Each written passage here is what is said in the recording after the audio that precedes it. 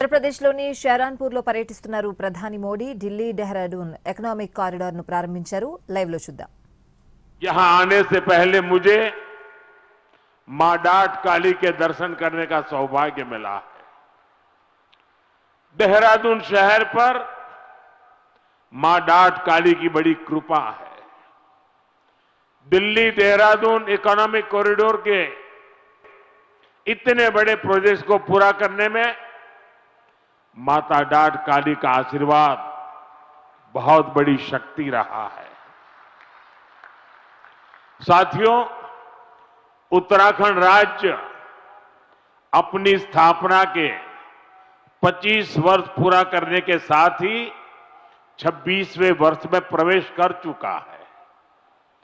आज दिल्ली देहरादून एक्सप्रेसवे के उद्घाटन के साथ इस प्रगति में एक और बड़ी उपलब्धि जुड़ी है।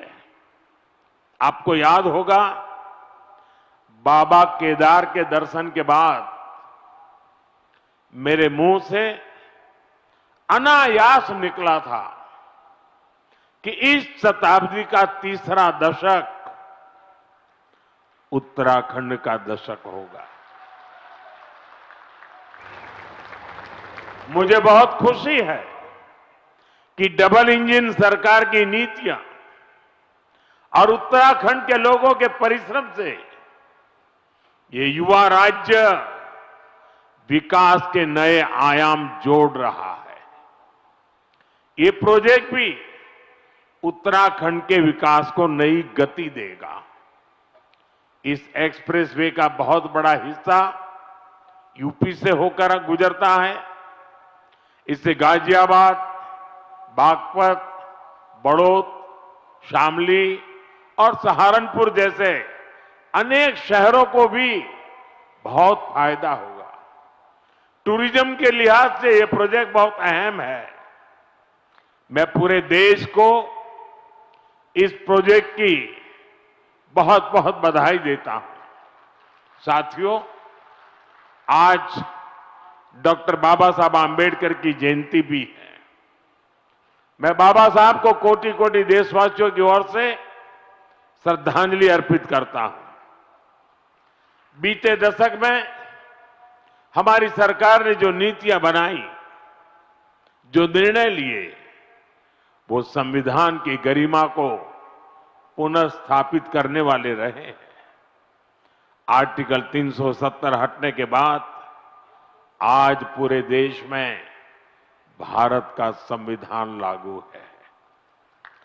जिन दर्जनों जिलों में माओवाद, नक्सलवाद खत्म हुआ है, वहां भी अब संविधान की भावना के अनुरूप काम हो रहा है। देश में समान नागरिक संहिता लागू हो, यह हमारे संविधान की अपेक्षा है। उत्तराखंड ने संविधान की इस भावना को आगे बढ़कर और उस भावना को आगे बढ़ाकर पूरे देश को राह दिखाई है। साथियों, बाबा साहब का जीवन गरीबों को, वंचितों को, शोषितों को न्यायपूर्ण व्यवस्था देने के लिए समर्पित था।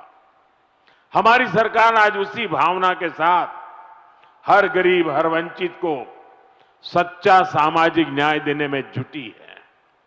और सामाजिक न्याय का एक बहुत बड़ा माध्यम देश का संतुलित विकास है।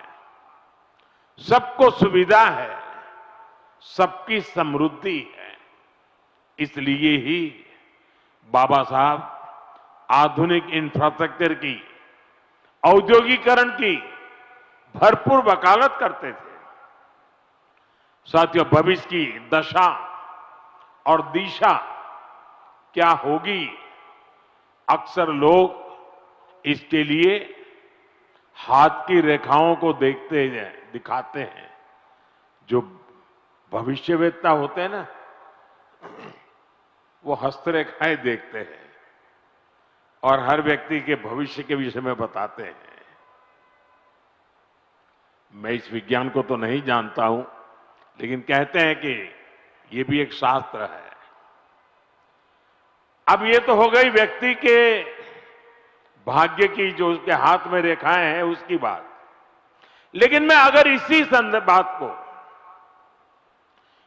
संदर्भ को राष्ट्र जीवन से जोड़ करके देखूं तो राष्ट्र की भाग्य रेखाएं कौन सी होती है?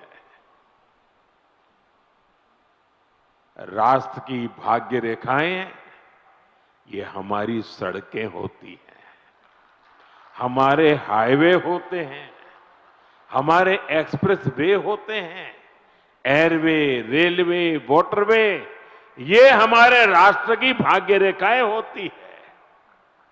और बीते एक दशक से हमारा देश विकसित भारत बनाने के लिए विकास की ऐसी ही भाग्य रेखाओं के निर्माण में जुटा हुआ है। ये विकास की भाग्य रेखाएं सिर्फ आज की सुविधाएं नहीं है, ये आने वाली पीढ़ियों की समृद्धि की गारंटी है।